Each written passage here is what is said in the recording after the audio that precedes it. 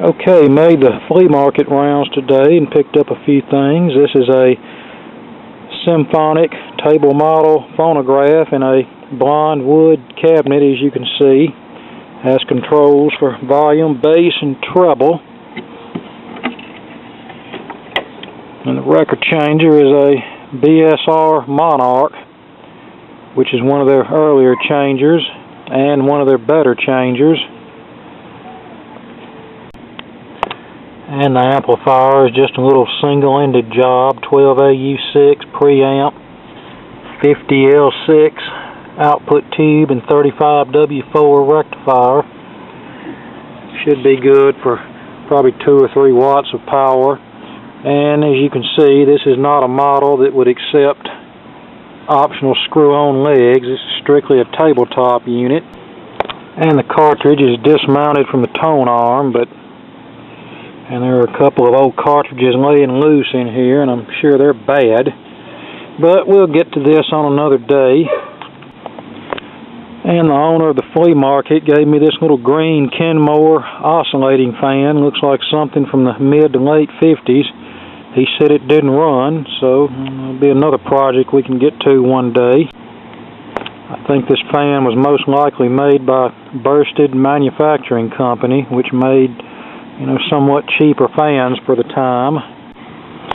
And then I bought this old Emerson single-speed oscillating fan. This is a smaller one, and it actually runs pretty good. The only thing, the screw is missing out of the oscillator arm, so that'll have to be fixed. But okay, there's some new projects to add to the collection.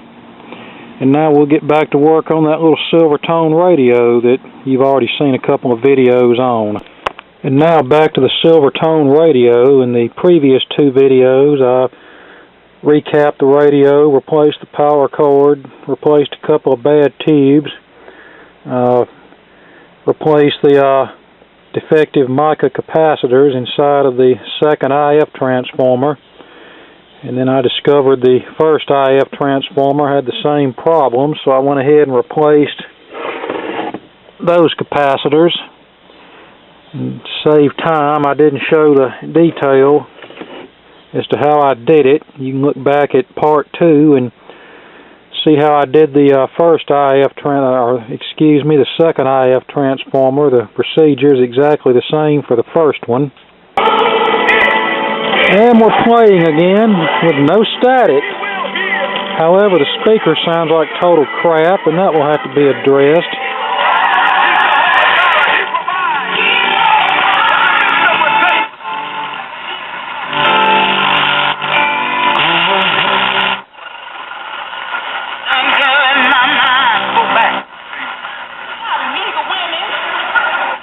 Sensitivity appears to be decent.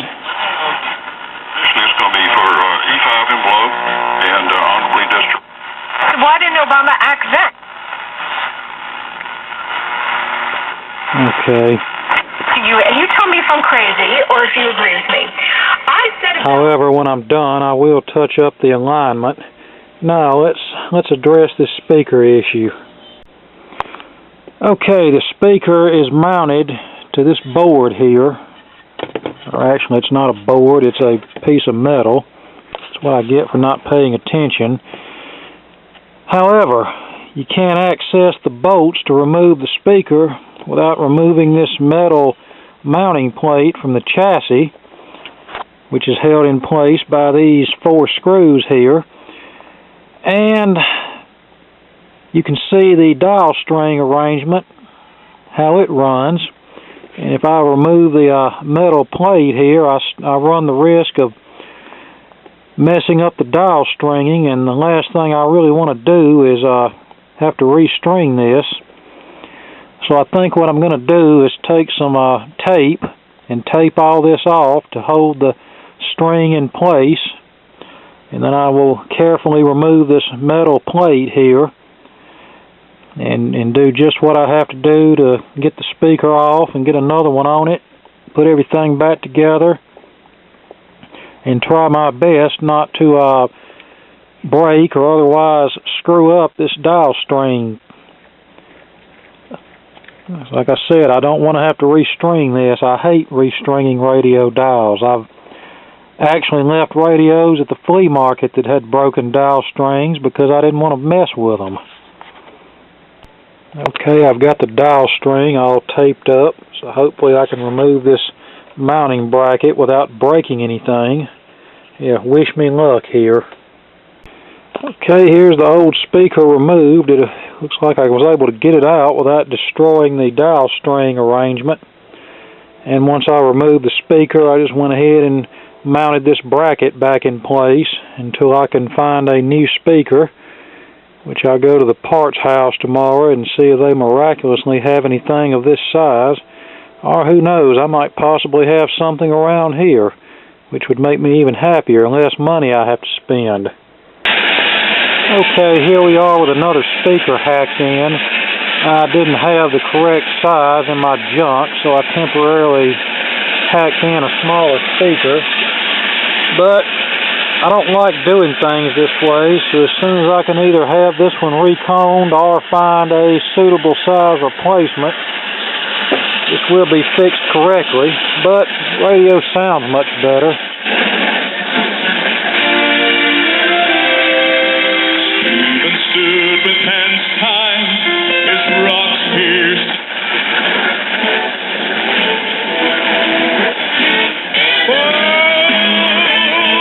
And it appears to be fairly sensitive.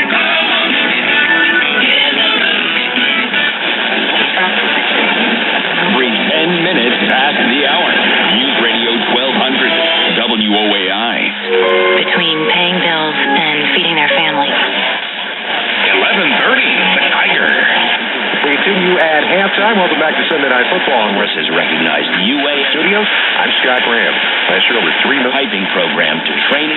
11:30, I think that was KWKH out of Shreveport. It used to be a classic country station, but they switched it to a friggin' sports talk station. Insurance Studios.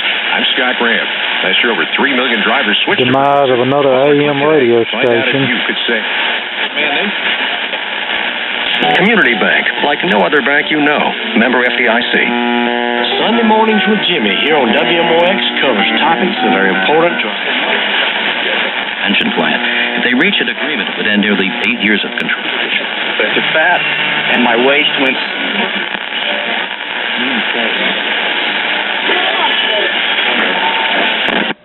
That seems like our tuning capacitor plates are shorting.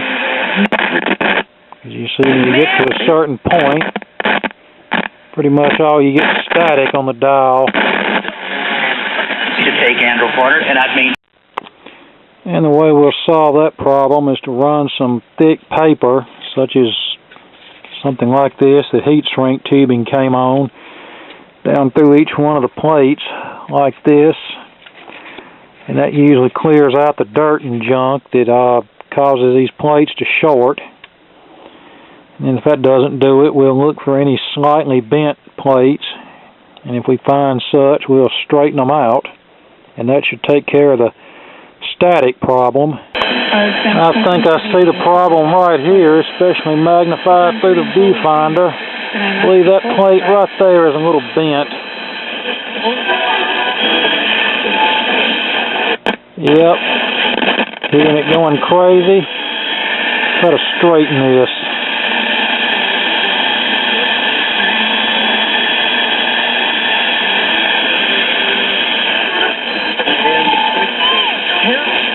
Well, I think that did it.